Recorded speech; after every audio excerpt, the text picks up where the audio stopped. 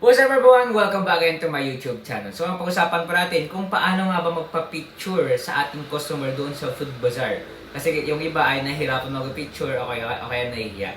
Or bago pa tayo magsimula sa ating vlog na to, kung hindi ko pa subscribe sa ating YouTube channel, please subscribe to the notification bell para updated po kayo sa ating mga bagong vlog na i-upload in the future. At the same time, kapag na-reach po natin yung 100k subscriber, ay magpapa-giveaway po tayo. Salamat po sa inyong pag-subscribe. Okay, let's go sa ating sa topic ngayon. Okay, kung paano nga ba magpa-picture sa ating customer doon sa Food Bazaar for our marketing strategy.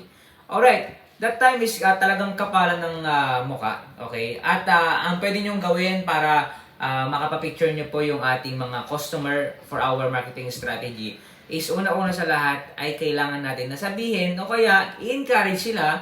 Okay, kailangan natin silang masabihan na i-explain sa kanila na pwede po ba magpa-picture for our documentation po sa aming business, okay, para po sa aming small beginning, o kaya yung start sa beginning ng aming pagsimula ng negosyo, o kaya naman for our marketing strategy. Unang-una sa lahat, sabihin mo muna na for our documentation. Tapos sabihin nyo na for marketing strategy, ipopost pa namin sa Facebook, social media, at para po masala pong makilala yung aming produkto kaya naman negosyo. Yun lang naman po.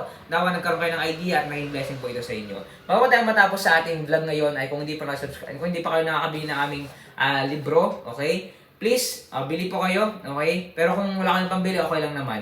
Ang mahalaga ay meron tayong maambag sa ating mga negosyante. Okay? Medyo mahal lang po ito, pero dito nyo malaman kung bakit mahal po itong libro na to.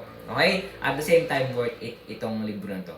Alright, salamat po sa inyong panonood. See you in my next vlog. Abangan nyo po yung mga bago ating i-vlog na i-upload. Salamat po! God bless!